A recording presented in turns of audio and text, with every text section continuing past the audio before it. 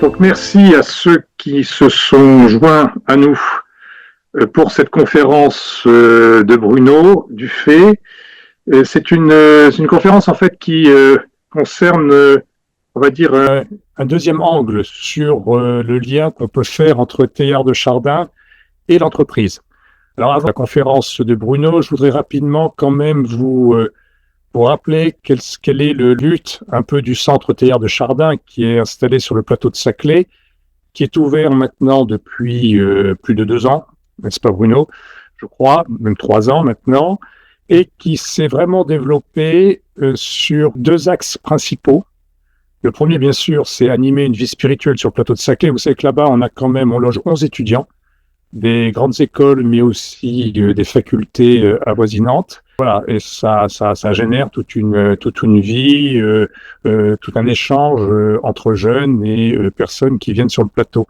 Et la deuxième vocation qui est importante, c'est que, et c'est un peu la raison d'être du centre, c'est de faire dialoguer sens et science.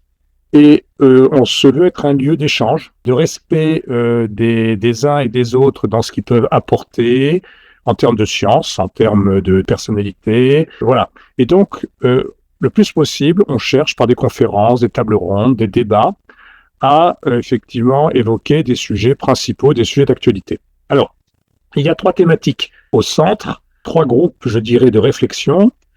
Un sur l'écologie intégrale, un grand sujet d'actualité que Bruno, ici présent, anime. Un sur l'intelligence artificielle avec Bertrand Veillant, qui donc là aussi encore, et quand on connaît l'actualité, est un groupe très actif. Et celui que j'anime, c'est l'éthique. En fait, c'est l'éthique, la technologie et l'entreprise. Et Bruno, qui est finalement notre homme transversal au centre Teilhard de Chardin, parce que certes, il anime l'écologie intégrale, mais également il participe, de par les ouvrages d'ailleurs qu'il a écrits, et il a une participation active sur tout ce qui concerne l'intelligence artificielle, et il participe à notre groupe. Alors, Bruno, je vais le présenter très rapidement. Toute son expérience, il l'a en tant que consultant dans tout le domaine RH, et notamment dans toutes les évolutions professionnelles, il a pu faire valoir tout son savoir. Et puis, c'est un écrivain, Bruno, notamment spécialiste de Teilhard de Chardin, puisque je vous le conseille, il a écrit d'ailleurs un petit livre qui s'appelle Teilhard de Chardin, toujours d'actualité. Celui-là, pour moi, il est important. On ne voit pas bien, c'est flou, vous m'excuserez. Mais et puis, il a écrit également un livre qui concerne. On le voit mieux là. Voilà, on le voit ici. Teilhard de Chardin, toujours d'actualité. Et puis, je vous conseille un livre que j'ai trouvé très intéressant, qui concerne l'IA, mais aussi l'entreprise. Donc, on est dedans. Il s'appelle un roman d'anticipation qui s'appelle Gérontech. Voilà. Nous allions alors faire une première conférence sur Teilhard de Chardin et l'entreprise, mais sous l'angle du travailleur, de l'individu, de la personne qui est dans l'entreprise, comment la vision de Teilhard de Chardin du monde, sa philosophie, peut enrichir le travailleur. Là, on va aborder un angle tout à fait différent, ou je dirais complémentaire, qui est Teilhard et l'entreprise, c'est-à-dire l'entreprise dans son organisation. Je vais laisser la parole à Bruno, maintenant, qui va nous rappeler, en plus ça, je crois que c'est important pour ceux qui n'ont pas participé à la première conférence.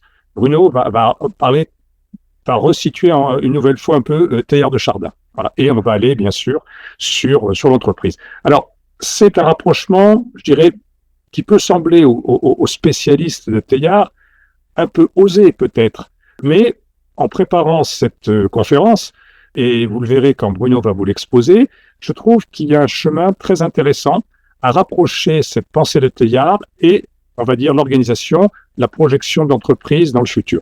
Bruno, tu as la parole. Merci Hugues, merci à vous toutes qui êtes là ce soir. Donc, on l'a pas précisé, mais ce type de visio dure environ 1 heure et demie, hein, donc ne vous inquiétez pas trop vous endormir et vous fatiguer.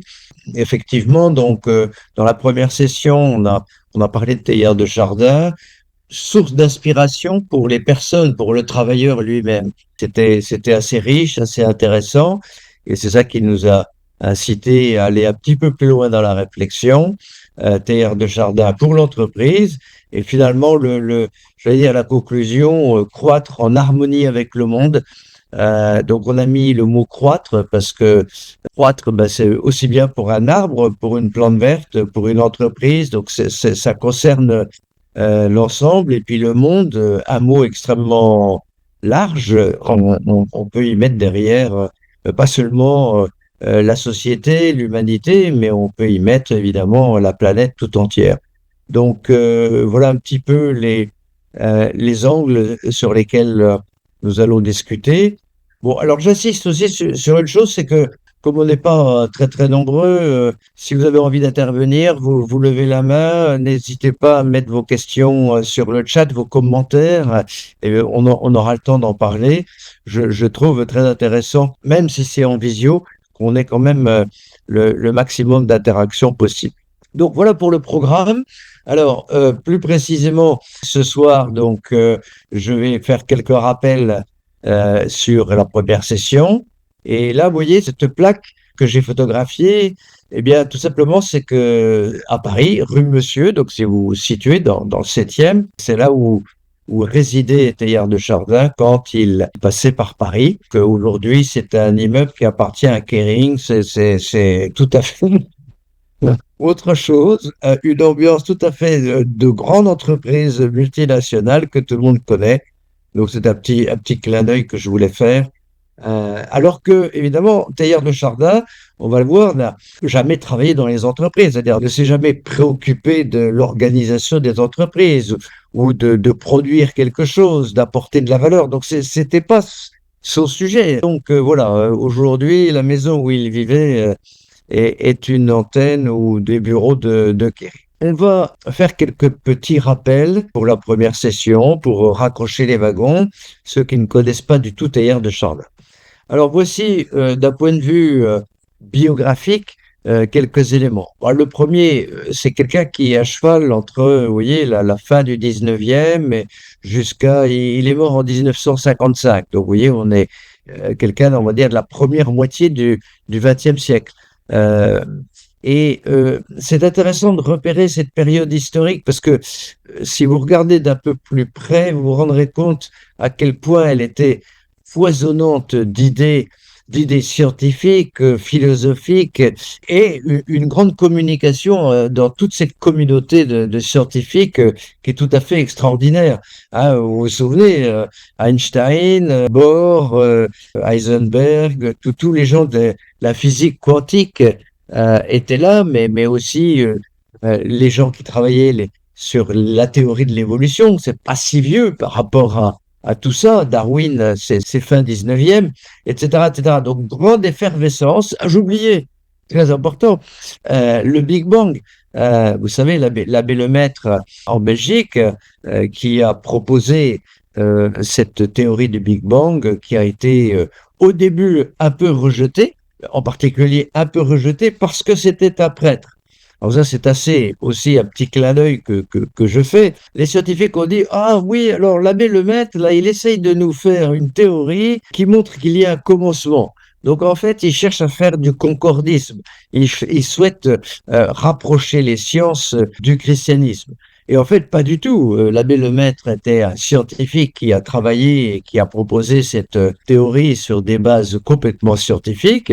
Et évidemment, comme vous le savez, la théorie du Big Bang a été acceptée par toute la communauté scientifique assez rapidement. Donc voilà l'effervescence scientifique et intellectuelle et philosophique de ces débuts fin 19e, début 20e. C'était une période absolument extraordinaire parce que à chaque fois, ces gens que je vous ai cités, Einstein ou Lemaître, par exemple, Darwin, ont fait des ruptures complètes. Il y a un avant et un après, quoi. C'est-à-dire qu'on a vu le monde, on a vu le domaine scientifique sous un angle complètement différent à l'occasion de ces théories qui sortaient à ce moment-là. Donc ça, c'est pour le contexte général. Eh bien, Teilhard de Chardin, c'est un scientifique. Hein, dès le début de sa vie, hein, il se promène dans le Puy-de-Dôme, les volcans, et il regarde les pierres et il travaille. Tout ça, c'est déjà un esprit. On se rend compte, c'est un esprit extrêmement vif extrêmement rapide et qui s'intéresse beaucoup à la nature, aux pierres, à la géologie, etc., etc. Très intéressant de voir cette personnalité qui est élevée dans une famille chrétienne, donc forcément la foi chrétienne lui a été entre guillemets transmise familialement, je dirais. Oui, une petite chose, c'est que les études théologiques à Hastings, en Angleterre, c'est le début du XXe où les séminaires, et en particulier les jésuites, sont obligés de partir de France. Hein. Donc ça a été une période extrêmement dure. Donc pour lui, en même temps, ça a été une chance parce qu'il s'est mis à apprendre l'anglais dès le séminaire, ce qui était quand même pas si fréquent que cela à l'époque. Donc ordonné prêtre en 1911, et j'en arrive à les deux événements qui ont finalement marqué un tournant pour lui, c'est ce stage au Muséum d'histoire naturelle où il étudie les fossiles. Il est pris en charge par Marcelin Boule, qui est la sommité mondiale dans ce domaine-là, donc il a beaucoup de chance de travailler avec cette personne et il se passionne pour l'étude des fossiles. C'est à travers cette étude des fossiles qu'il découvre l'évolution, la théorie de l'évolution, qui va également le passionner et qui va influencer toute sa vie de scientifique, sa vie de philosophe, sa vie de théologien également. Voilà, donc ça c'est le premier événement majeur. Et le deuxième majeur, c'est que il est mobilisé en 14-18. Et au lieu de partir comme aumônier, vous savez, les aumôniers pendant la guerre et dans l'armée ont un statut un peu particulier, un statut d'officier. Il a refusé d'être aumônier, et il a été mobilisé comme brancardier. Euh, il est monté au front, il a vécu dans les tranchées avec les soldats, en particulier les tirailleurs sénégalais. Donc tout ça, c'est une expérience, évidemment, on l'imagine, hyper marquante sur le plan humain. Et il a été extrêmement apprécié par les gens. Alors, il disait la messe dans des endroits improbables, incroyables. Bon, fallait se débrouiller avec les moyens du bord, évidemment. Mais donc, cette période extraordinaire pour lui, parce que en même temps, il commence déjà à écrire. C'est-à-dire que dès la vie dans les tranchées, il commence à écrire, à mettre des idées en place. Il observe les humains, il observe les choses. Il n'a pas de fossiles sous la main, évidemment, mais il commence à écrire une certaine vue du monde, une certaine philosophie qu'on va développer dans une ville. Donc, son doctorat en 1922, et puis la croisière jaune. Je ne sais pas si tout le monde connaît croisière jaune. Hein, c'était une idée un peu folle pour l'époque, hein, de partir d'Europe pour rejoindre Pékin avec des voitures. Donc ça n'était jamais arrivé. Aujourd'hui, ça nous paraît une évidence, mais ça n'était pas du tout. Donc André Citroën avait inventé des voitures à chenilles. Ils étaient partis pour traverser la Mongolie, l'Himalaya, enfin bon, je veux dire, des endroits absolument inhospitaliers où il n'y avait absolument pas de route. Donc c'était une aventure très extraordinaire là aussi. Et il était le géologue de cette expédition. Donc, à prendre des photos, à dessiner, à recueillir des échantillons, etc., etc. Je passe sur tous les honneurs qu'il a reçus pendant cette première moitié du XXe siècle. Retenez une chose, c'était une sommité scientifique qui courait le monde, faire des conférences partout. On demandait Teilhard de Chardin sur tous les sujets qu'il traitait. Et donc, voilà un peu la vie de cet homme. Avec une dernière chose peut-être à dire, c'est que il a vécu 25 ans en Chine. Il a découvert, c'est le premier à avoir finalement étudié la géologie de la Chine. Là-bas, il est encore aujourd'hui, c'est quelqu'un qui est admiré et qui est très aimé. Il y a un musée Teilhard de Chardin, donc c'est quelque chose d'assez incroyable. On l'a presque oublié en France. Si vous faites un sondage autour de vous, pour les personnes qui ont, on va dire, autour de 30-40 ans, plus jeunes a fortiori, si vous leur dites, connaissez-vous le nom de Teilhard de Chardin, il y a peu de chances qu'ils disent qu'ils le connaissent. Alors que dans d'autres pays, en Chine, aux États-Unis, la notoriété est encore assez grande. Et donc, il a vécu très longtemps à l'étranger parce que également, ses idées nouvelles Donc, avec la théorie de l'évolution centrale dans sa vision scientifique, philosophique et théologique, cette vision dérangeait pas mal de monde. Voilà. Donc, les jésuites lui ont dit, bon, ben, ce serait peut-être bien que vous restiez un peu en Chine, quoi. En gros, c'est comme ça que ça s'est passé. Puis après, à la fin de sa vie, on lui a dit, ben, ça serait peut-être bien que vous restiez aux États-Unis. Vous voyez, donc, ça a été un peu dur pour lui de se sentir incompris par beaucoup de gens, et en particulier par sa communauté, les jésuites, hein, et par le Vatican. Il a, malgré tout, il est resté fidèle à sa vocation, et il a écrit énormément, et c'est après sa mort qu'on a découvert tous ses écrits et que on a pu, je dirais, publier et diffuser largement tout cela. C'est déjà une vie de quelqu'un d'assez extraordinaire parce que si vous lisez ses livres, vous verrez que, évidemment, c'est un scientifique, je l'ai dit, c'est un philosophe qui propose une certaine vision du monde, et puis c'est un théologien. Mais en même temps, c'est aussi un écrivain. Vous voyez, c'est quelqu'un qui a de multiples talents et il a une plume qui est tout à fait extraordinaire. Alors des gens disent, oui, c'est une plume un peu difficile, il y a des mots, il y a des phrases. Bon, ok, c'est un petit peu difficile, mais souvenez-vous, comment écrivions-nous dans les premières années du XXe siècle? Le style était un peu, je dirais, lyrique, un peu littéraire, etc. Donc voilà, c'est ça qui explique que des gens sont un peu embêtés avec son style. C'est pour ça qu'on écrit des livres pour vulgariser et qu'on fait des conférences en langage d'aujourd'hui pour que personne ne soit rebuté. Bien, alors voilà, je vais maintenant vous présenter les grandes lignes de sa vision scientifique et sa vision sur l'avenir du monde. Donc pas de théologie, on reste à un niveau scientifique et philosophique, je dirais. Alors d'abord, premier mot clé, c'est évolution. Donc pour lui, tout est en évolution. Évidemment, la théorie de l'évolution, la théorie des espèces qui évoluent, bon, ça c'est évident, mais pour lui, toutes les organisations, toutes les sociétés humaines, l'humanité tout entière est en évolution. On ne comprend pas une réalité si on ne voit pas cette dynamique évolutive en arrière de la chose qu'on observe. C'est absolument central dans sa réflexion. Et alors, cette évolution, par ses études scientifiques, qu'est-ce qu'il découvre? Il découvre que, en fait, depuis la première cellule monocellulaire, après quoi d'autres cellules se sont agrégées pour créer les premiers êtres vivants, et puis ensuite ces êtres vivants sont devenus un peu plus complexes par agrégation de plus de cellules, et puis les cellules se différencient, et c'est comme ça que des animaux commencent à se différencier, et à chaque fois, il y a une complexification, puisqu'à chaque étape, on a d'abord plus de cellules, bien entendu, mais on a des différenciations des membres, par exemple, puis ensuite des différentes espèces. Dans un phylum donné, on voit que la nature fait en sorte que plein de choses se passent. Et c'est la théorie de Darwin qui est bien présente là, où à chaque fois il y a complexification, il y a création d'espèces nouveaux, d'individus nouveaux. Ceci, pour lui, suit une dynamique.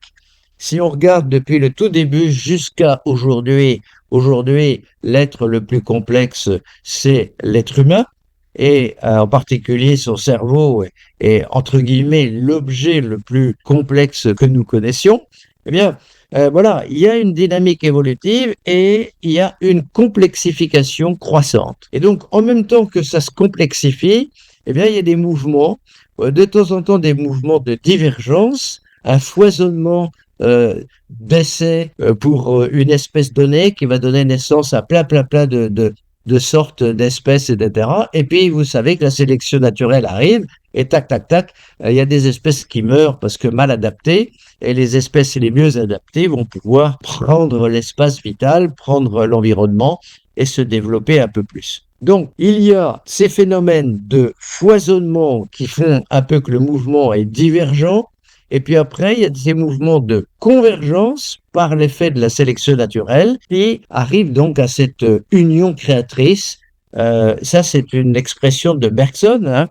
Je vous disais que le début du siècle dernier était très foisonnant d'idées. Donc Bergson a beaucoup influencé, ainsi que Blondel, Teilhard de Chardin, et l'union créatrice, c'est une expression que Bergson avait déjà utilisée avant. Voilà, donc toujours penser cette dynamique, penser cette divergence, ce foisonnement, puis ensuite cette convergence avec, à chaque étape, complexification. Voilà comment fonctionne finalement la nature qui développe des espèces et qui cherche à se reproduire et cherche à utiliser tout l'espace disponible. Hein, donc c'est ce qu'on observe.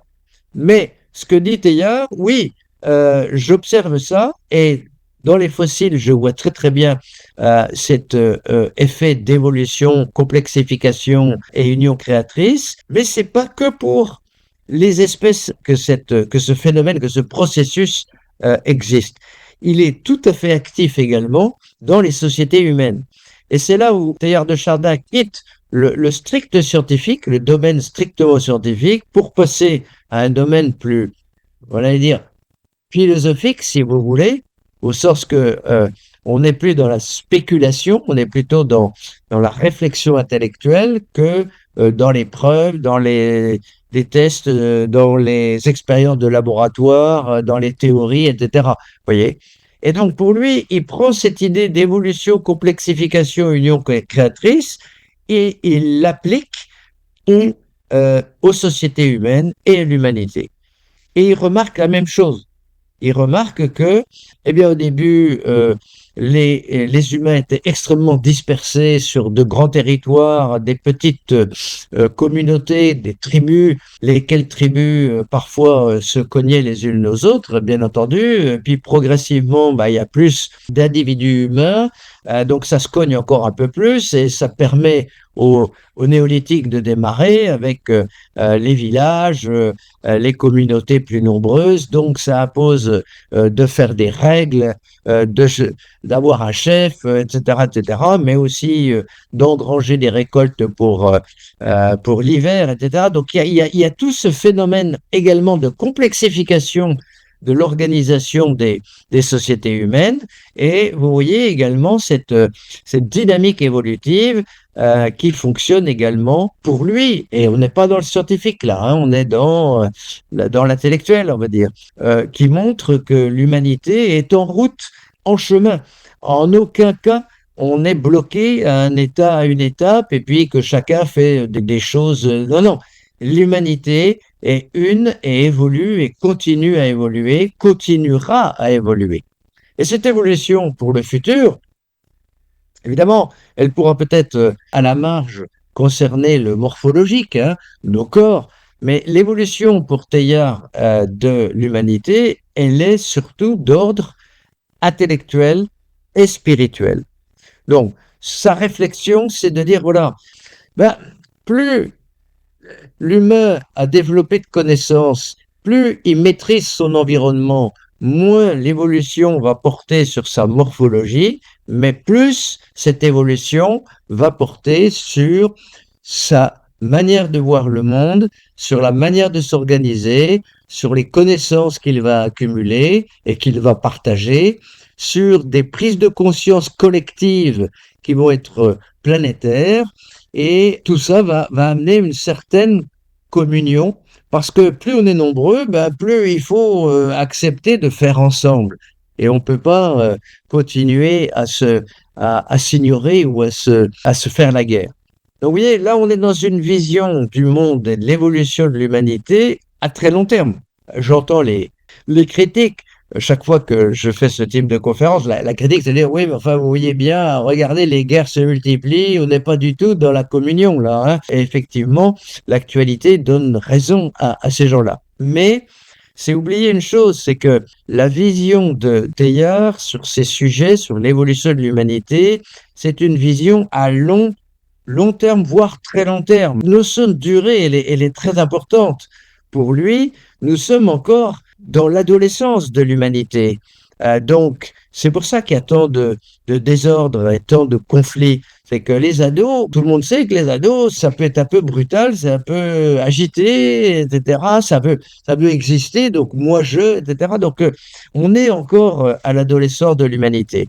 Et donc, il faut poursuivre cette évolution. Et si on voit loin, on se dit que plus de connaissances partagées, plus de conscience collective va amener une forme de communion. Et comment il a appelé cette communion, cet état dans lequel les connaissances seront partagées, les consciences seront, on va dire, alignées et une certaine communion arrivera, mais il appelle ça la noosphère, du mot noos en grec qui veut dire l'esprit, la pensée, et puis sphère, par analogie à biosphère, infosphère ou technosphère si vous voulez, et puis on arrive à la noosphère. D'où cette petit schéma que j'ai fait, où la biosphère, c'est la première chose qui s'est constituée sur la Terre, sur la lithosphère. La biosphère, c'est tout le vivant. L'infosphère, c'est beaucoup plus récent, puisque en tout cas, c'est à peu près l'origine de l'humanité, on va dire, qui a constitué des organes de communication. Et aujourd'hui, évidemment, avec Internet, le numérique, l'infosphère a tissé une toile extrêmement dense sur toute la Terre, avec une circulation de l'information comme on n'avait absolument jamais vu depuis le début de l'humanité. Donc ça, c'est très intéressant, c'est que l'infosphère, ou la technosphère si vous voulez, c'est un petit peu l'infrastructure de base sur laquelle la noosphère pourra se construire. Ou pour le dire autrement, sans cette infrastructure de communication extrêmement dense, la noosphère ne pourrait pas se construire. Ce qui est intéressant, c'est que Teilhard, à la fin de sa vie, donc dans les années 50-55, on commençait à voir les premiers ordinateurs, on commençait à penser à cette technologie qui allait se répandre sur la planète. Et il a écrit des choses extrêmement intéressantes en disant que tous ces moyens électroniques de communication vont permettre à cette toile de connecter l'ensemble du monde. Et de là pourra plus facilement se développer les communications, les connaissances partagées, la conscience collective et la communion. Voilà les grandes lignes. Donc là, on va faire une toute petite pause parce que quelqu'un veut peut-être intervenir, ajouter un élément ou poser une question. Et puis sur le chat, j'ai vu qu'il y avait également une question. Alors évidemment, ce que j'ai pas dit, c'est que tout ça, c'est une manière extrêmement, comment dirais-je, synthétique. J'aime pas prendre le mot simplifié parce que simplifier, ça veut dire qu'on détourne un peu les choses de leur. Non, c'est plutôt synthétique. Il y a énormément de choses que je ne dis pas, qui font partie de la pensée de Teilhard de Chardin. Et là, je vous donne quelques éléments pour comprendre la suite. Oui, il y a simplement une remarque de Stéphane Huget qui dit qu'on a surtout de plus en plus connaissance des conflits, mais il n'y en a pas forcément davantage. Voilà. Je souscris à cette remarque d'ailleurs. Oui, non, mais merci pour ce commentaire, c'est très très juste. Et c'est là où, effectivement, Teilhard de Chardin nous expliquait, regardez toujours avec un certain recul, regardez la grande histoire, la grande durée, et non pas. Parce que lui, quand il était dans les tranchées, vous imaginez, si il regarde uniquement les ennemis en face et la vie épouvantable dans les tranchées, ben, il y a de quoi se flinguer immédiatement en disant ben, l'humanité est complètement foutue, c'est l'horreur. Mais si on prend un peu de recul, il voyait par exemple dans les tranchées, il a écrit des textes extrêmement puissants sur cet esprit de camaraderie, cette entraide, sur des héros qu'on ne connaît pas aujourd'hui, qui tous les jours faisaient des choses véritablement héroïques. Donc il a décrit tout ça en montrant que oui, l'horreur était là, mais en même temps, il se passait des choses magnifiques. Et de ces choses si difficiles, il l'a très bien écrit un peu plus tard, une guerre par exemple, il sort des choses. Qu'est-ce qu'on a fait après les guerres première et deuxième? On a fait la Société des Nations, qui est devenue l'ONU, on a fait les conventions de Genève, on a fait l'OMC, on a fait beaucoup de choses à un niveau planétaire qui étaient totalement inimaginables début 20e ou fin 19e. Vous voyez, donc à chaque chose dramatique, et deux idées. La première, prendre du recul pour voir que cette chose, elle peut être un élément très contextuel et temporaire. Et deuxièmement, voir comment cette chose, si dramatique soit-elle, peut engendrer des idées nouvelles, des connaissances nouvelles, des manières de faire nouvelles, des réglementations nouvelles, 3 petits points. L'évolution n'est pas linéaire, elle se fait par paliers. Voilà. Et malheureusement, et ça on peut le déplorer, hein, tous, je pense, autour de la table, on sera d'accord de le déplorer, c'est que malheureusement, les humains ont souvent besoin d'être dans une crise grave pour se dire, bon, allez, on arrête les âneries là, et on va peut-être essayer maintenant de s'organiser, de faire mieux. Tant qu'on n'est pas au bord du précipice, on a tendance à dire, bon, ben, ça va aller, vous inquiétez pas, on va attendre, etc. Oui, de là à provoquer des crises, il y a quand même un pas. Ah. Bon, très bien. Ah oui, alors, c'est évidemment pas du tout dans l'esprit de Teilhard. Teilhard de Chardin n'est pas du tout un révolutionnaire qui voudrait créer des espèces d'électrochocs, des crises, parce qu'il sait que derrière, il va se passer des choses super. Non, pas du tout. Parce que il fait une constatation. Je crois que cette constatation, elle peut être très, très intéressante dans notre actualité, sans faire de politique, hein. Quand on force l'histoire, on se rend compte que ça part d'une bonne intention.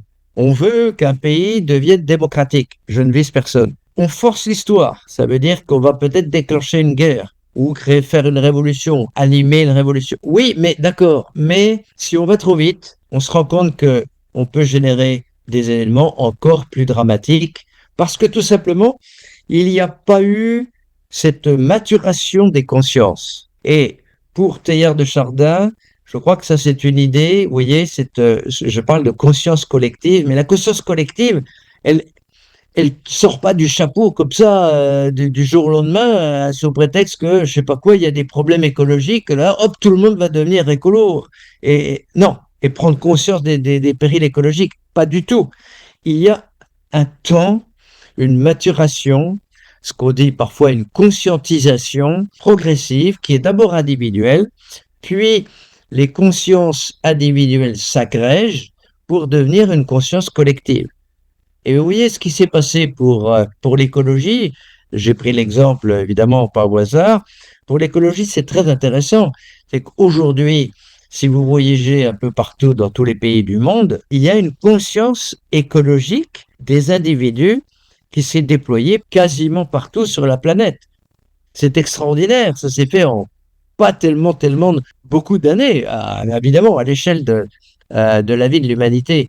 Et donc, pour revenir à ce que je disais, forcer l'histoire, c'est toujours prendre le risque d'événements encore plus dramatiques et surtout de régression, parce que les gens n'étant pas préparés, on a voulu faire 2 pas en avant et on a fait 3 pas en arrière. Donc, c'est extrêmement important de travailler au niveau des consciences des personnes, de façon à ce que la conscience collective évolue et qu'ensuite, les réformes, pour pas prendre le mot de révolution, les réformes puissent arriver et se passer bien, si je puis dire. Bien, mon cher Bruno, je suis un peu le maître des horloges également.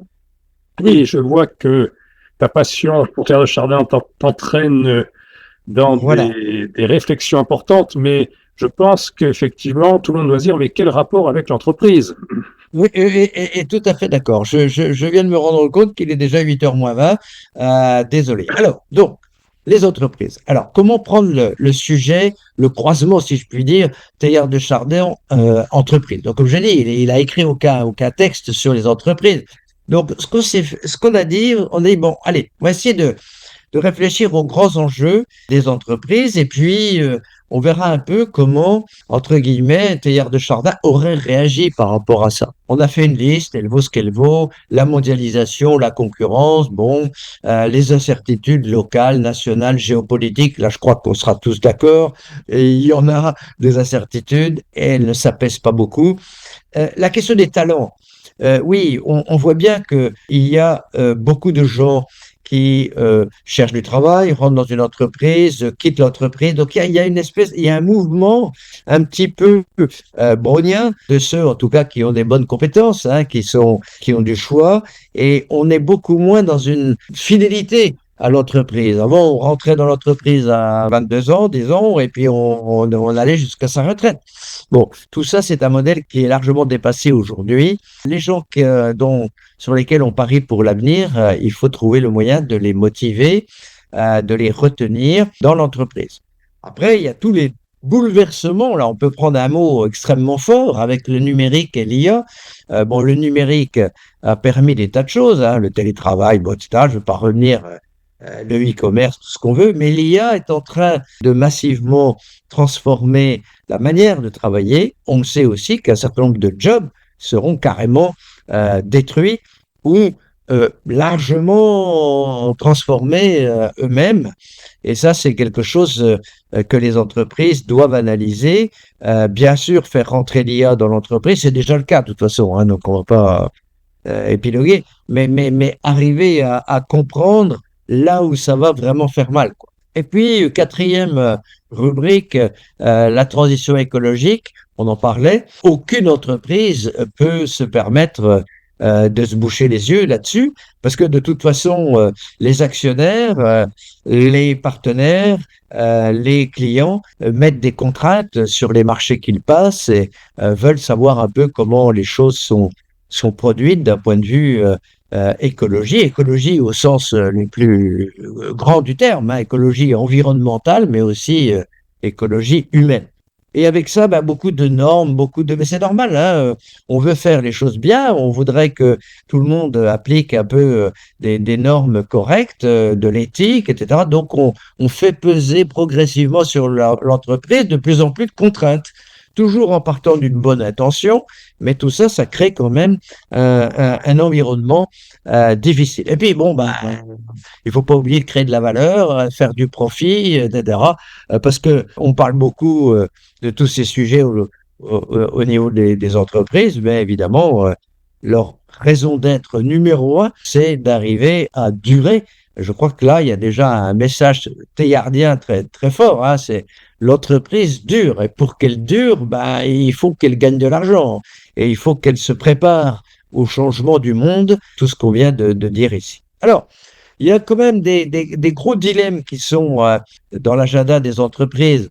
Le premier, je crois, qui me paraît intéressant, c'est que aujourd'hui, on sait que les travailleurs demandent plus de sens. Et s'il y a tant de gens qui quittent parfois l'entreprise en claquant la porte, c'est souvent parce que ils le disent. Moi, je les reçois ensuite en entretien, hein. Ils me disent, mais j'étais pas aligné, j'étais plus aligné, je ne me retrouvais plus. Tout ce que je fais, l'entreprise et les dirigeants ne montrent aucun sens à tout ça.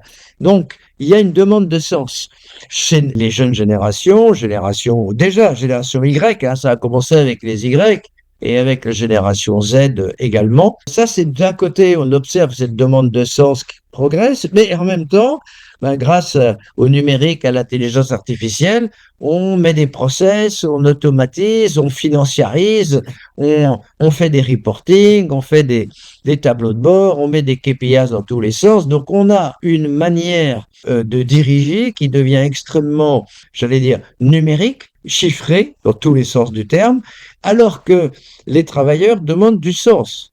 Donc là, il y a un problème. Deuxième problème, c'est les demandes individuelles. Oui, le travailleur individualiste qui veut du sens, il veut aussi de la flexibilité dans son travail. Tiens, je rencontrais pas plus tard que ce matin quelqu'un qui me dit, voilà, moi je pars m'installer à Aix-en-Provence. Ah bon, d'accord. Et puis ton job? Mon entreprise va bien me muter là-bas. Résultat, j'ai appris ce soir que l'entreprise avait dit non. On fait passer sa propre priorité. Je veux travailler à Aix-en-Provence, je veux vivre au bord de la mer ou je ne sais trop quoi. Ma flexibilité au travail, je veux aller chercher mes enfants à telle heure. Donc, avant les contraintes, entre guillemets, du job. Alors, je ne dis pas que c'est bien ou mal, hein, je fais des constats là, hein. L'autonomie, même chose. La participation, donc vous voyez, il y a aussi un hiatus. C'est là, je veux plus d'autonomie, mais en même temps, je veux participer. Puis si on m'impose des choses, si on me dit de faire ceci ou de faire cela, je râle parce qu'on m'a pas bien expliqué et j'ai pas participé à la décision. Donc là, il y a des espèces d'antagonismes qui peuvent se créer. Alors tout ça, ça rend que on est dans un individualisme qui augmente, et c'est pas d'hier, hein, ça date des années 80, et donc l'esprit collectif est moins évident. Alors également, on a fait du télétravail, donc le télétravail, ça a cassé un peu l'esprit collectif. Et pour le manager, c'est pas simple, parce que il voit pas les gens aussi souvent, Parfois, il doit diriger des gens qui se trouvent dans 3 pays différents, donc il les voit vraiment très rarement. Il les voit, j'entends, face à face. Hein. Donc on fait les visios, on fait tout un tas de choses, c'est très bien, mais n'empêche que ça n'équilibre pas l'esprit collectif et le développement individualiste des gens. Troisième élément, c'est l'IA. L'IA, donc on l'a dit, va apporter énormément de choses et aujourd'hui, on prend toujours, pour illustrer ce point, on prend toujours le cas des cabinets d'avocats. Les cabinets d'avocats, le senior rencontrait le client qui lui explique qu'il veut un contrat commercial, qui fait ceci, cela, qui fait attention à... Ok, bon. Ce que faisait le senior, il rentre au bureau, hop, il appelle les juniors et les stagiaires, il dit, bon, bah, les gars, voilà, hein, vous vous débrouillez, vous me faites un contrat commercial. Oubliez pas telle jurisprudence et puis regardez ceci. Et bon, les mecs travaillent pendant 3 jours à fond la caisse, 15 heures par jour, et puis ils arrivent avec leur copie. Ben, aujourd'hui, ce processus est complètement détruit par l'IA puisque le senior va pouvoir obtenir de ChatGPT une première version de son contrat en l'espace qu'une dizaine de secondes et il n'y a plus besoin des juniors et des stagiaires. Donc, si on n'a plus les juniors et les stagiaires, ben, ceux-là ne pourront pas monter en compétences. Et alors, qui sera senior dans quelques années? C'est un dilemme. Certains en ont conscience dans les entreprises, d'autres pas du tout. Hein. Et puis, l'autre chose, c'est que l'IA, dans cette relation tout à fait déséquilibrée entre l'utilisateur et le système, vu que le système est un système d'intelligence artificielle qui a toutes les connaissances du monde, ben, il y a un grand déséquilibre. Et en fait, progressivement, le travailleur se transforme en exécutant. Il ne réfléchit plus trop parce qu'il sait que le système, de toute façon, a plus de connaissances et a plus raison que lui. Donc là, il y a un grand déséquilibre. Et si on se sent trop exécutant, eh ben, on est moins créatif. On est moins impliqué. Et il y a des gens qui se mettent comme ça en roue libre, sans aller jusqu'au bullshit job, hein, mais on a des phénomènes de bore-out, de brown-out, etc. Le 5e point, c'est le rôle sociétal des entreprises. Donc, on voudrait que les entreprises soient écolos, fassent ceci, fassent du bien à la société, pour le dire simplement. Mais en même temps, on continue à s'en méfier, on continue à les taxer, on continue à leur mettre des contraintes tout le temps. Et donc, moi non plus. Qu'est-ce que je fais là au milieu, hein? Et puis après, dernière chose, pour ceux qui ont une conscience écologique, et en tout cas pour les jeunes qui rejoignent les entreprises, bah, la question c'est, ok, on veut faire de la croissance. Ça sert à quoi la croissance? Et pourquoi faudrait-il faire de la croissance? Et la croissance, c'est que mauvais, puisque ça consomme de plus en plus de ressources, ça dérègle le climat, ça abîme la planète.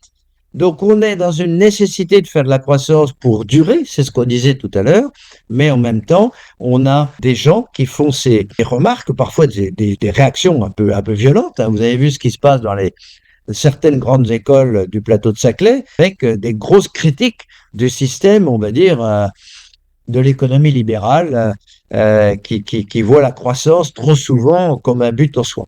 Voilà. Alors, je ne sais pas si vous êtes d'accord avec ces 6. J'ai vu qu'il faut faire une petite pause. Il y a des commentaires, Hugues? Oui, il y a des commentaires au fur et à mesure, notamment le dernier commentaire qui est de Laurence Roberti.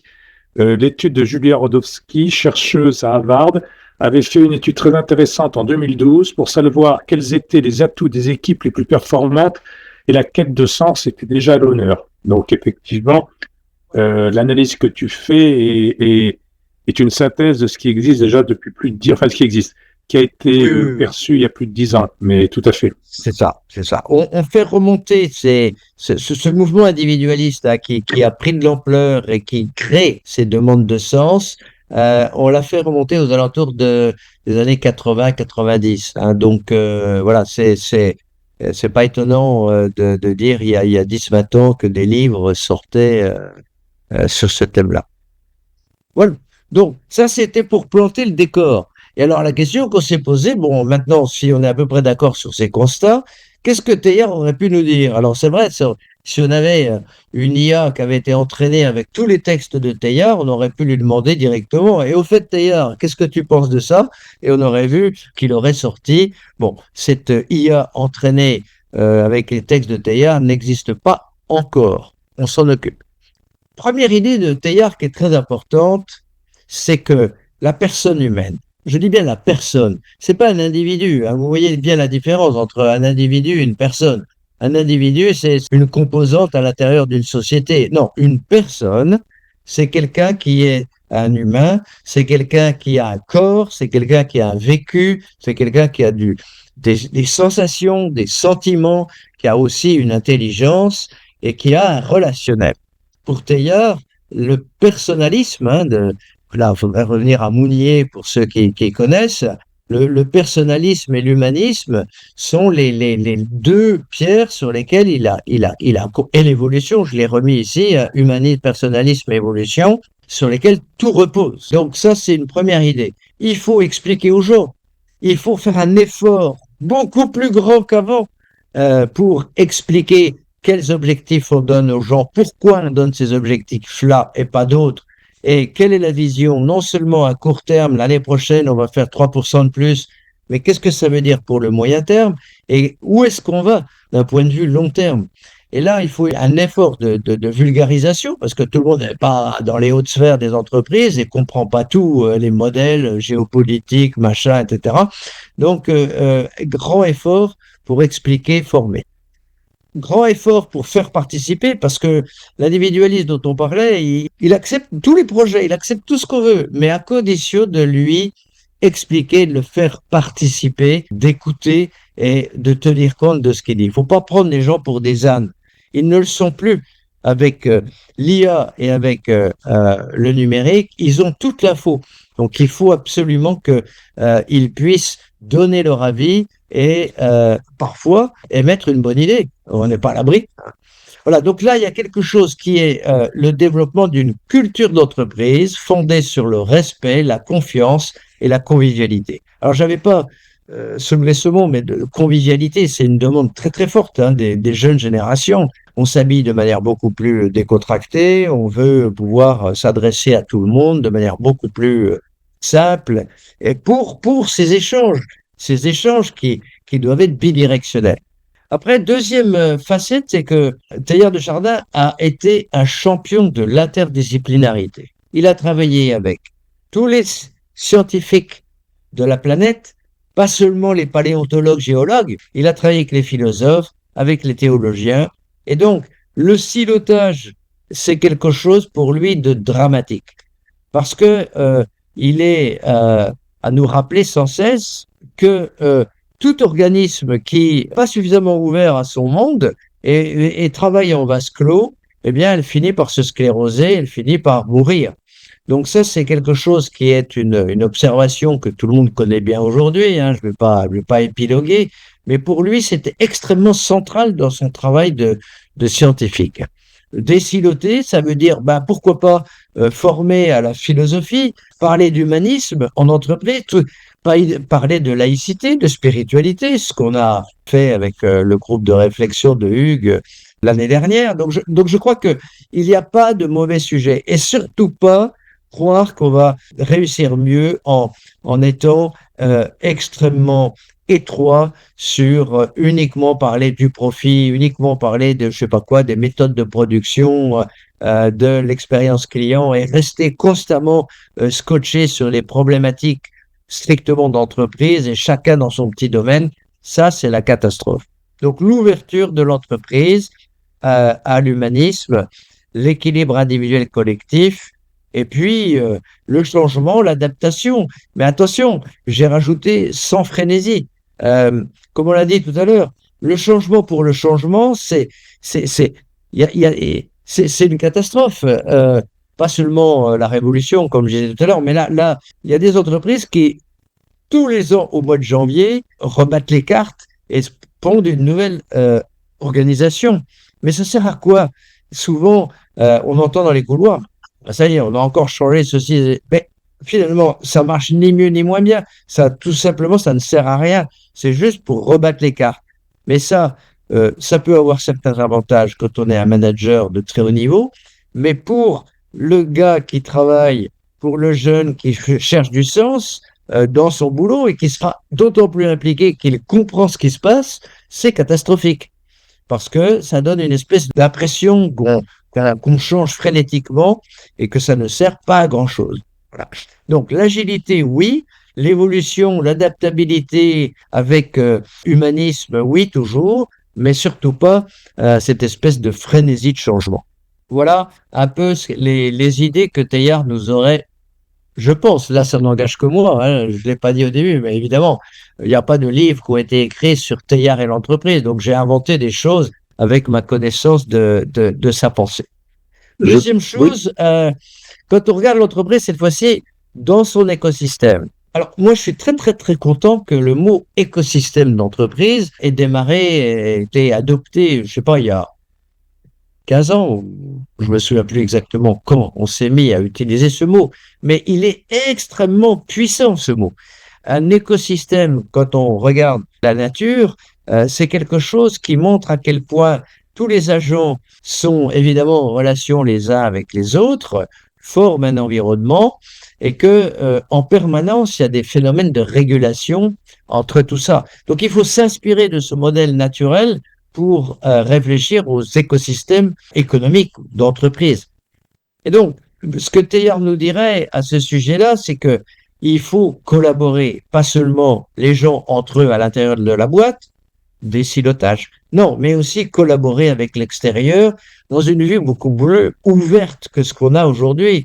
Très souvent, aujourd'hui, on se méfie du concurrent, on se méfie même des partenaires avec lesquels on travaille, on essaye de protéger beaucoup. Il faut protéger ce qu'il faut protéger, on est d'accord, hein. Mais l'accroissement des connaissances, la réflexion collective qui apportera les nouvelles idées pour demain, les nouveaux produits, les capacités de s'adapter à l'environnement qui évolue, on va pas les trouver strictement dans l'entreprise. On va les trouver à condition de voir l'entreprise en connexion avec son écosystème. Donc, travailler en réseau, développer l'intelligence collective, délivrer de la qualité à tout le monde, à tous les clients, bon, réfléchir aux problèmes dans leur complexité, vue holistique. Voilà les grandes idées que Teilhard nous aurait dit pour arriver à ces notions qui sont les notions d'aujourd'hui, hein, l'entreprise ouverte, l'entreprise apprenante. Tout à l'heure, c'était entreprise humaniste, entreprise agile, entreprise ouverte, entreprise apprenante, résonne extrêmement bien avec la pensée de Teilhard. Bruno, oui, je t'interromps un peu, juste un petit peu. Je pense que ça reviendra peut-être à la fin sous forme de questions, mais là, tu abordes l'écosystème. Une des remarques qui a été faite, je crois, mais c'est un peu le sens de la remarque de Stéphane Huget, c'est le monde financier. De plus en plus, les chefs d'entreprise se sentent contraints par effectivement des impératifs financiers qui ont finalement, qui prennent de plus en plus et qui ont pris le pouvoir dans notre système un peu économique. Effectivement, peut-être, on verra ça à la fin, l'écosystème financier, comment il peut aussi évoluer en liaison avec l'entreprise. Voilà, simplement, je referme après la parenthèse. Non, mais c'est une question absolument centrale parce qu'on voit bien qu'il y a une force de financiarisation, de mainmise. Quand on voit qu'on nomme les directeurs financiers patrons des boîtes, c'est une catastrophe, ça. Enfin, excusez-moi, là, je donne des opinions personnelles, hein, vous l'avez bien compris, hein. Mais parce que, en aucun cas, il faut laisser les financiers piloter. Bien sûr qu'ils ont une place extrêmement importante, mais je pense que la financiarisation va commencer un petit peu à décroître. Et on voit bien, quand on parle de raison d'être, quand on parle de RSE, quand on parle de reporting extra-financier, on commence à s'intéresser à autre chose que la stricte valeur économique.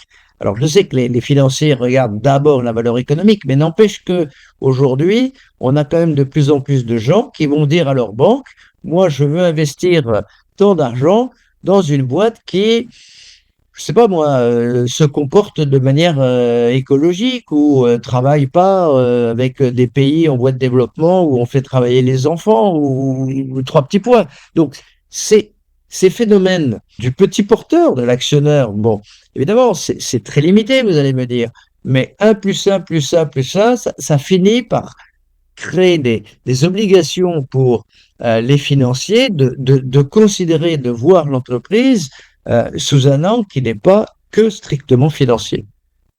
Voilà comment je répondrai à la chose. Mais là encore, hein, c'est très personnel.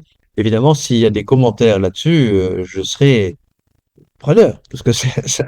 Non, mais très bien, Bruno. Non, c'est bien, c'est éclairant. Et nous allons continuer maintenant Voilà. les conférences. Alors, autre point, mais vous allez voir à quel point c'est évident pour Teilhard, qui a vécu dans des crises terribles, hein, la guerre de 14-18 en particulier. Donc, qu'est-ce qu'on voit dans son œuvre? C'est que les crises, évidemment, on ne pourra pas les éviter. Il en arrivera beaucoup. Avant d'arriver à la noosphère, il y aura des embûches, ça, on peut être certain. Il faut toujours penser au temps long, on l'a dit. Il faut penser à la co-création. Et je crois que ça, c'est un élément qui est très important. C'est que si on crée à plusieurs dans l'entreprise et avec d'autres, eh bien, on est plus solide. On n'est pas à faire quelque chose simplement à l'aune de ces petites problématiques locales d'entreprise dans un domaine donné. On s'ouvre un peu plus et donc on peut faire des co-créations, travailler avec des partenaires pour faire des produits en commun, donc des véritables alliances stratégiques. Et c'est ces manières de faire, ces manières de gérer les entreprises qui les rendent résilientes. Parce qu'il y a un produit qui marche pas, il y a un autre co-construit avec quelqu'un d'autre qui va marcher beaucoup mieux. Et on s'adapte, on est beaucoup plus résilient, exactement comme dans le règne animal et végétal d'ailleurs. Parmi les êtres vivants d'une manière générale, on se rend bien compte que ceux qui sont extrêmement niches, c'est fragile. Si la niche est légèrement transformée par un agent pathogène qui arrive ou par quelque chose qui vient le déstabiliser, les agents les plus niche market meurent. Alors que celui qui travaille en coopération, vous savez, en symbiose avec d'autres animaux, d'autres espèces, va pouvoir s'adapter beaucoup mieux et va développer des facultés qui lui permettent de s'adapter à un environnement qui change. La crise, c'est l'occasion de se poser la question, quel progrès je vais faire dans ma résilience? Je crois que ça, c'est un élément qui est tout à fait majeur dans la direction des entreprises. Et on va jusqu'au concept d'antifragile. L'antifragile alors ça, c'est pas moi qui ai proposé le mot, hein, c'est, vous voyez, Nassim Taleb, j'ai mis le livre que vous pouvez trouver très facilement, propose que plus que de la résilience, il faut passer à un mode d'antifragile. C'est-à-dire que plutôt que d'accueillir la crise comme la catastrophe, bon, alors là, on fait cellule de crise, on met tous les cadres, voilà, il y a un gros problème, voilà qu'un nouveau produit arrive qui déstabilise notre market, etc. Qu'est-ce qu'on fait, les gars? Bon, catastrophe. Oui, mais alors, pour Taleb, l'idée, c'est de dire, voir la crise comme une opportunité de se développer, une opportunité de progresser, une opportunité de se réadapter. Et donc, ça donne une philosophie de gouvernance complètement différente. La crise est accueillie complètement différemment d'un point de vue psychologique, en haut et jusqu'en bas de l'entreprise, en se disant, je vais pouvoir progresser sur ceci, progresser sur cela, avancer dans telle direction plutôt que dans telle autre. Et c'est ça le concept d'antifragilité, c'est quelque chose comme ça. Bon, j'ai rajouté développer le sens du compromis. Ça peut être plus discutable, mais en tout cas, ça fait partie des idées de Teilhard de Chardin. Hein. C'est-à-dire, si on veut comprendre les autres, il faut être dans une écoute active, sincère, et développer donc des compromis pour arriver à avancer avec tout le monde. Donc, toujours garder le côté collectif et pas être dans la division, dans la séparation, en disant, bon, ben voilà, on va faire ça. Je sais qu'il y a 3/4 des gens qui sont absolument contre, mais s'il y a 3/4 des gens qui sont contre, il y a peut-être une raison quand même. Est-ce qu'on a pris le temps d'analyser la raison de ceux qui ne sont pas d'accord? Donc, la culture du compromis, qui est pas forcément très, très, très vigoureuse chez nous en France, est quelque chose qu'il faut remettre à l'ordre du jour. Dernier aspect, c'est de se dire, en fait, l'entreprise, aujourd'hui, on lui attribue un rôle qui n'est pas un rôle strictement économique. On voudrait que, bien sûr, elle fasse des emplois, elle fasse du profit, elle se développe, et puis la souveraineté nationale, que tout ça. Bon, il faut que les entreprises fassent tout un tas de choses. Il faut qu'elles soient écolo, il faut que ceci. Bon, la liste des contraintes, comme on le disait en introduction, est longue, de plus en plus longue. Et on sent que, en fait, on demande à l'entreprise d'être de plus en plus un acteur à l'intérieur d'une société. Et donc, elle participe à l'évolution, à l'histoire et au progrès de la société. Donc là, il y a quelque chose d'un petit peu nouveau. Entreprise, acteur on dit entreprise citoyenne, par exemple, hein, pour résumer cette idée. Euh, on dit entreprise citoyenne inclusive, mais finalement, ça confère à l'entreprise des responsabilités supérieures, supplémentaires. Il ne s'agit pas seulement de cracher du profit et de bien payer les employés, de bien rétribuer les actionnaires et de bien verser ses impôts à l'État. Non, c'est pas que ça. Ce n'est plus que ça. Il s'agit d'avoir conscience de cette dimension symbolique qui s'est développée autour de l'entreprise pour que celle-ci prenne part à la vie de l'entreprise, qu'elle ait une ouverture beaucoup plus importante avec des produits qui permettent aux gens de mieux vivre, par exemple, qui permettent aux gens de mieux communiquer entre eux, d'avoir des habitats plus humains. Trois petits points, il y a énormément de choses à ça. Donc, on sent que l'entreprise devient un acteur à l'intérieur de la société pour l'œuvre commune que cette société doit bâtir. C'est inconscient, évidemment. Si je vous dis quelle est l'œuvre qu'est en train de bâtir la France, bon, on ne sait pas quoi répondre, hein, mais n'empêche que inconsciemment, il y a quand même une œuvre qui se bâtit. Il faut vraiment le croire et le vouloir. Qu'est-ce que c'est que cette œuvre qui se bâtit? C'est plus de démocratie, c'est plus de collaboration, c'est plus d'inclusivité, c'est plus de santé, de sécurité, de vie paisible finalement. Donc, sans le dire, il y a une œuvre qui se construit. Et donc, je crois que l'entreprise est partie prenante de cette œuvre qui n'est pas que économique. Et donc, elle doit aussi en prendre conscience pour ce que j'ai appelé la noosphère tout à l'heure. La noosphère, c'est une communion, comme je l'ai dit, qui part des connaissances, des consciences et des relations entre les personnes. Eh bien, si on extrapole, si je puis dire, au niveau des entreprises, prenons conscience que l'entreprise contribue à la noosphère aussi par les produits, par le fait qu'elle a des gens qui travaillent pour elle, par le fait qu'elle communique avec un environnement, un écosystème, comme on a dit tout à l'heure, et qu'elle est partie prenante dans la construction de cette société dont on n'est pas très clair sur les objectifs à long terme. Voilà, donc entreprise contributrice de la noosphère ou contributrice à la noosphère, voilà l'idée théardienne que je un peu nouvelle, hein, parce que ça je l'ai lu nulle part, que je vous propose de réfléchir et de débattre maintenant. Un grand merci Bruno, je pense qu'il va y avoir des réactions. Je pense qu'on va donner bien sûr la parole à ceux qui veulent réagir. Je signale simplement l'introduction peut-être de ce moment d'échange. Ce que nous a écrit, tu dois pouvoir le lire, Bruno Roland Feuillas, excusez-moi si j'écorche votre nom, et qui rejoint un peu celle de tout à l'heure, à savoir que dans les grandes entreprises, le pouvoir financier, le pouvoir des actionnaires, etc., est tellement important que finalement, les marges de manœuvre sont très réduites au niveau de l'entreprise. Il rajoute peut-être dans des PME, le modèle de TEAR serait plus facilement applicable. Je résume sûrement très fortement la pensée de Roland Feuillas, mais voilà, ça, je pense que ça nécessite peut-être des éclaircissements. Et puis, une réflexion d'Éric qui dit que ce que tu as présenté, que comment peut s'appliquer la vision de Teilhard à l'entreprise, ça lui rappelle, lui, il retrouve là des valeurs d'économie sociale et du mouvement coopératif. Alors, il est vrai qu'il y a quand même des mouvements importants qui, sans le savoir peut-être, mais rejoint un peu la vision de Teilhard de Chardin. Je pense aussi, mais on va peut-être en reparler, aux fameux les mouvements comme les EDC, qui mettent en pratique une vision, on va dire, chrétienne et humaniste de l'entreprise, peuvent s'inscrire dans cette vision de Teilhard de Chardin.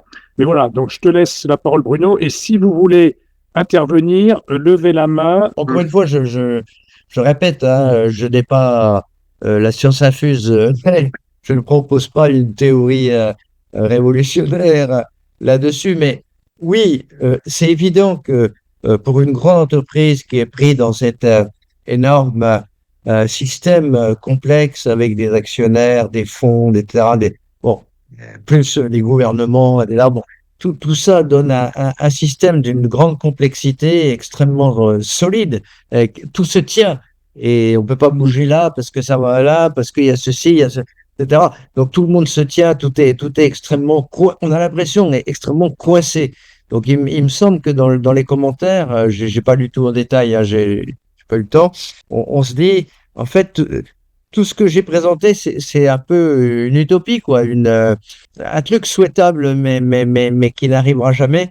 Alors peut-être effectivement pour les PME, TPE, c'est vrai, c'est déjà un petit peu plus facile. Maintenant, j'ai deux petits commentaires. Le premier, c'est que c'est trop facile de dire le système est trop lourd, trop coincé, trop contraignant, donc rien ne bougera. Donc à ce moment-là, c'est d'une certaine manière, c'est baisser les bras. Et nous devons, je pense, être tous acteurs. Donc la prochaine fois qu'on va voir notre banquier pour faire le tour de notre assurance vie, il faut exiger des valeurs qui soient comme ci, comme ça. Enfin, chacun c'est sa sensibilité. Mais l'exigence qui vient du bas, elle est déjà présente. Il faut qu'elle augmente. Et moi, je crois beaucoup à cette force qui vient du bas et qui entraîne et qui oblige. Parce que le financier qui place, qui fait des terrains, s'il se rend compte que il n'est pas suivi ou beaucoup moins par les banques qui sont en contact avec les clients, etc., les petits porteurs, il y a un moment où ça fait bouger quand même. Donc moi, je suis un optimiste, un peu comme on disait Teilhard est un grand optimiste. Bon, oui, peut-être, mais je pense qu'il faut l'être parce que c'est la somme d'un ensemble de petites initiatives sur le terrain qui font que les choses quand même évoluent. Ça, c'était le premier commentaire. Le deuxième commentaire, tout récemment, donc avec Hugues, son groupe, on a fait des interviews de personnes qui travaillent dans des grandes entreprises. Donc moi, j'ai interviewé quelqu'un de chez Saint-Gobain. Je ne travaille pas chez Saint-Gobain, donc je ne peux pas porter une vue très réaliste. Mais enfin, j'ai quand même, à travers cette interview, senti que chez Saint-Gobain, il y a quand même un alignement extrêmement puissant entre la culture, les principes, les comportements qui sont édictés en exemple partout. Deuxièmement, le management et l'encadrement, vraiment la direction des RH et des personnes et la gestion des carrières des gens. Troisièmement, la satisfaction des clients avec une raison d'être qui est améliorer l'habitat, améliorer pour que les gens vivent mieux dans leur maison et puis que également les matériaux soient plus écologiques. Et ils ont réussi à créer un alignement de bout en bout entre tous ces éléments qui fait que, franchement, j'ai l'impression qu'ils sont contributeurs de la noosphère, véritablement. Il y a une vraie dimension symbolique, mais il me semble que si on y arrive, alors ça donne une énergie absolument colossale dans l'entreprise, parce que les gens s'y retrouvent. Les gens attendent ça, et donc ils aiment ça. Alors ceux qui ne sont pas d'accord, ils vont peut-être partir, d'accord, hein. Mais en tout cas, ceux qui sont dedans se sentent d'autant plus motivés. Je répondrai parfaitement à votre question. Mais c'est bon, de toute façon, le sujet est large. J'ai une autre remarque alors, vous pouvez poser encore vos questions directement, mais je la relais puisqu'il y a pas mal de commentaires plus que de questions qui sont sur le chat. Et Floris dit, alors c'est là, je trouve moi ça m'étonne, mais l'entreprise est de plus en plus technophile. L'ingénieur, il prend donc un pouvoir de plus en plus important. Moi, je pensais que c'était l'inverse, mais je peux me tromper. Or, l'ingénieur préfère abstraire, spécialiser, décomposer et simplifier. Comment préférer dans ce contexte la complexité sans savoir répondre, tu te compliques la vie. Et alors, je te passe donc telle quelle cette remarque. Est-ce que l'entreprise est de plus en plus technophile? Mais oui, alors ça, en fait, il y a deux questions. Il y a la question de la technophilie et puis la question de la complexité. Hein. Moi, je crois que effectivement, sans s'en rendre compte, les entreprises sont plus technophiles, de plus en plus technophiles, parce que, premièrement, comme on disait tout à l'heure, la processisation, elle repose quoi? Elle repose sur du numérique, hein, sur des outils logiciels qui font des workflows magnifiques et qui permettent de tracer, contrôler tout ce qui se passe. et surveiller évidemment ce qui se passe également. Donc il y a l'emprise de ces énormes mastodontes de logiciels qui décrivent tous ces process. C'est une manière, pour moi, c'est un indicateur de technophilie. Et le deuxième indicateur, c'est l'intelligence artificielle. Aujourd'hui, c'est quand même phénoménal, quoi. On fait rentrer ces outils avec une confiance aveugle dans leurs capacités. On exige des gens qu'ils utilisent ces outils, alors que tout le monde sait que ce sont des boîtes noires. Ils ont été entraînés par des corpus. Bon, on va pas rentrer dans tous les détails de l'IA aujourd'hui, mais il y a un peu un délire technophile derrière cette adoption de l'IA. Voilà, moi ce que je pense pour cette question de la technophilie, qui est un vrai problème parce que, comme disait Teilhard, oui, le progrès, les innovations, il faut y aller, il faut développer, c'est vrai, mais toujours avec, en parallèle, un développement de la sagesse et des valeurs et de l'humanité. Au sens, on devient plus humain si, voilà. Et donc, l'équilibre n'est plus respecté entre cette humanité et cette technophilie. Et moi, je crois que il faut absolument mettre les deux l'un à côté de l'autre et que ça évolue à droite autant qu'à gauche de façon à ce que ça reste harmonieux. Sinon, il y a un moment où ça fait des équilibres et on se casse la figure. Donc voilà ce que je dirais sur ce premier thème de la technophilie. Le deuxième thème de la complexité, j'ai vu très rapidement, bon là c'est un peu plus long à décrire, c'est que complexité n'est pas complication. C'est-à-dire que je ne sais pas si tout le monde est à l'aise avec ces deux notions, mais la complexité, c'est un système avec énormément de relations et de boucles de rétroaction entre les différents éléments de ce système, si vous voulez. Alors que la complication, c'est quelque chose qui est compliqué parce qu'il y a énormément de choses, par exemple. Vous voyez, on prend toujours l'exemple du Boeing. Hein. Si je vous donne un Boeing en pièces détachées dans votre jardin, là, avec un mode d'emploi, c'est pas complexe. Hein. Mais par contre, c'est quand même très très compliqué parce que il y a énormément de pièces et puis il faut les monter correctement et puis il faut les relier correctement, etc. Tout ça, c'est extrêmement difficile. D'ailleurs, on en parle de plus en plus compliqué pour difficile. Je ne sais pas si vous avez remarqué hein, dans le langage courant. Oula, c'était compliqué. Hein, c'était difficile. Bon, ok. C'est un peu embêtant de mélanger difficile, compliqué et complexe. C'est pas du tout la même chose. Donc, je vous invite à aller regarder de plus près ces trois concepts qui sont différents. Et la complexité, c'est quelque chose qui est beaucoup plus lié à la quantité de relations et à la nature des relations à l'intérieur d'un système. Cher Bruno, il nous reste plus que 3 minutes. Néanmoins, Stéphane Huget nous recommande d'aller voir Edgar Morin pour la complexité. Voilà, tout à fait. Donc, je suis un grand fanat d'Edgar Morin. Et c'est le pape de la pensée complexe. Il a écrit un petit livre il y a 5-6 ans, j'ai oublié le nom, mais qui est en fait le résumé de toute cette pensée de la complexité et à quel point ça peut être utile dans la vie de tous les jours et dans la vie des entreprises. Alors, je voudrais terminer par ces 2 dernières remarques parce que le temps maintenant est arrivé à sa fin, qui sont encore des commentaires mais qui nécessiteraient effectivement, qui appellent des questions. Jean-Marie Bergère nous dit, que tu as présenté, etc., cela rappelle ce que font les entreprises qui travaillent à définir leur raison d'être, les entreprises à mission. Et là-dessus, effectivement, et je sais qu'il y a beaucoup de choses à dire, entre l'entreprise est-elle une personne, est-elle une communauté, etc., derrière cette question. Donc ça, il y a une vraie question, une précision à donner.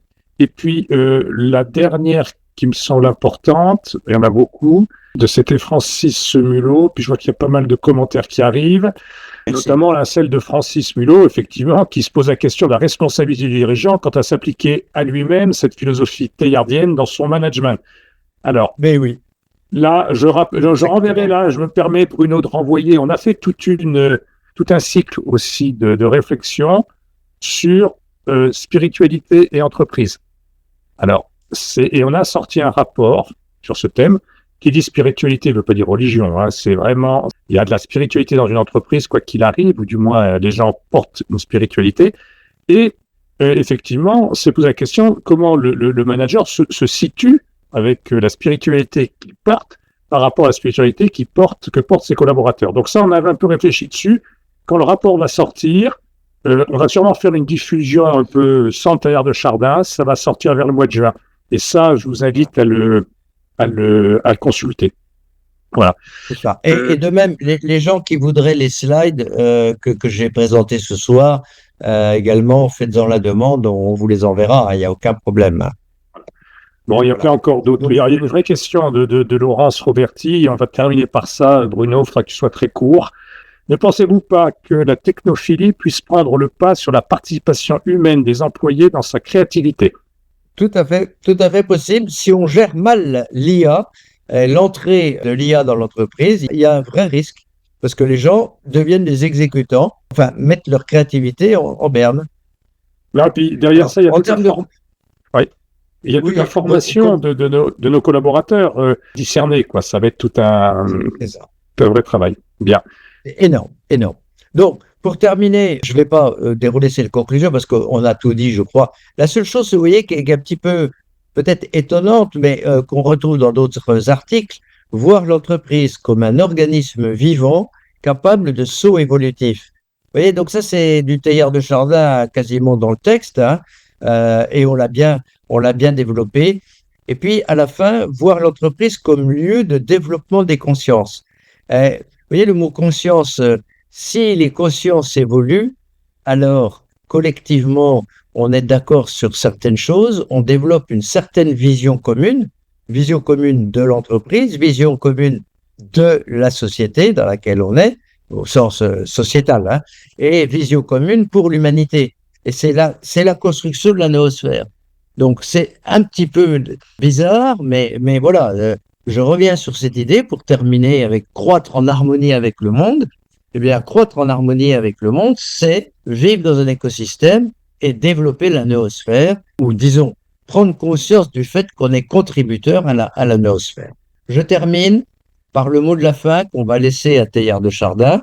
Je n'ai pas développé du tout sa vue théologique, et je vais juste donner cette citation qui est très connue, mais qui vous donnera à penser, j'espère, pour toute la nuit.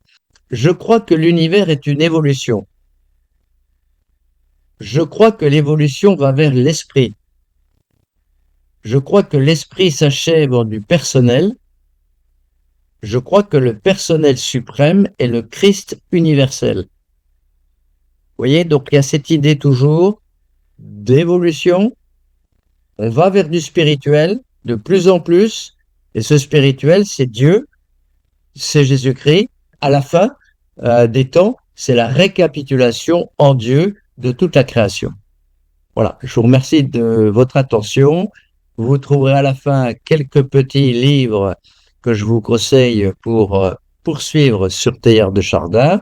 Et enfin, adhérer au Centre Teilhard de Chardin, au groupe de réflexion que Hugues dirige, ETE, comme on l'a dit au tout début, et pensez aussi, si vous le pouvez, et si cette conférence vous a plu, vous a intéressé, vous pouvez faire un petit don.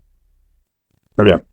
Un grand merci Bruno pour vraiment ce travail, cette approche qui, moi, m'enrichissent à chaque fois que je t'écoute.